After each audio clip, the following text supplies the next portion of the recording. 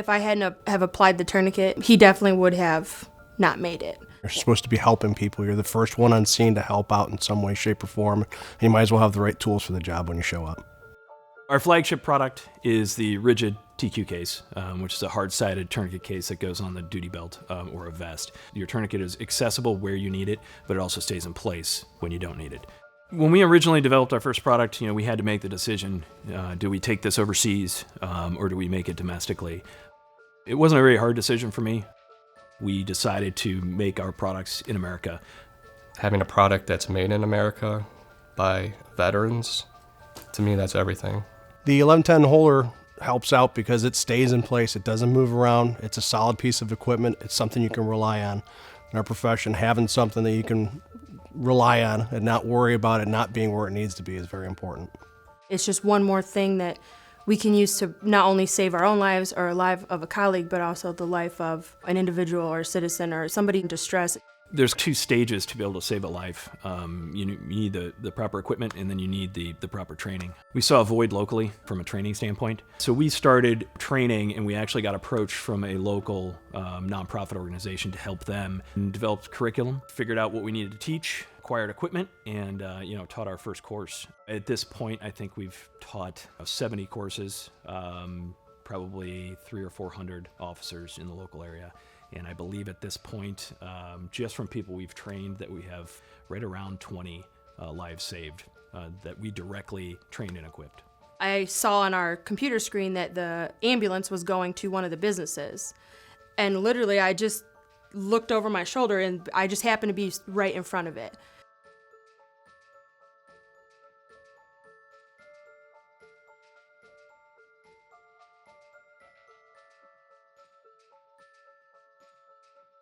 A bunch of the employees came out, they're screaming and yelling, they're super upset.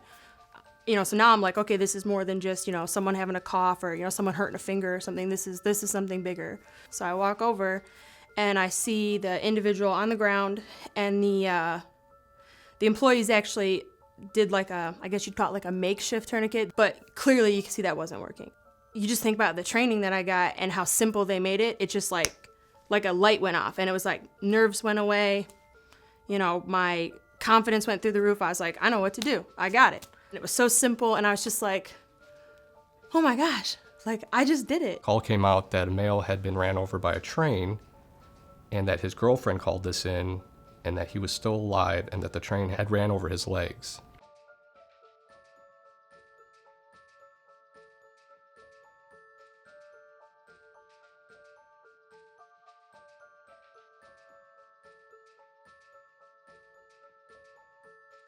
Typically, when people get ran over by trains, they don't survive. And if they do, it's not for long. And so I knew immediately, if in fact his legs were ran over by the train, he's got minutes. And when I finally approached him, there's another officer with him who was attempting to apply a tourniquet. And lucky for me, I had just gone through the self-aid buddy aid class, not even probably a week. And so that training was very fresh, and I was very motivated to apply the tourniquet. The male was laying on the ground. His girlfriend was next to him, and come to find out later that this was an attempted suicide. And the train had in fact ran over both legs, however, it only severed one. I believe it was his left leg. He was bleeding profusely. Being that I had just gone through the training, the other officer on scene basically was like, take over, you're the most qualified person to handle this.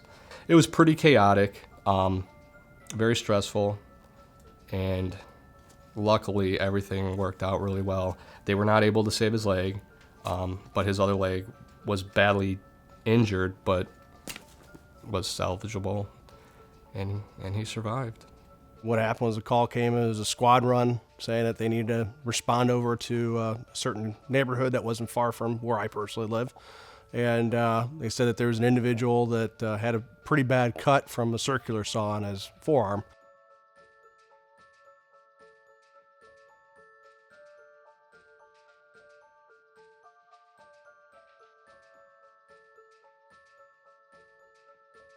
Pulled up on scene, found where the male was, and basically saw that he was pretty pale. Looked like he lost a significant amount of blood. Okay. I'm going to put this on He here. was covering his wound on his forearm, but I didn't want him showing up too much of it because he was keeping pressure, and I just told him to keep the pressure on his wound. It's gonna hurt. It was an easy thing only because I had the practice beforehand.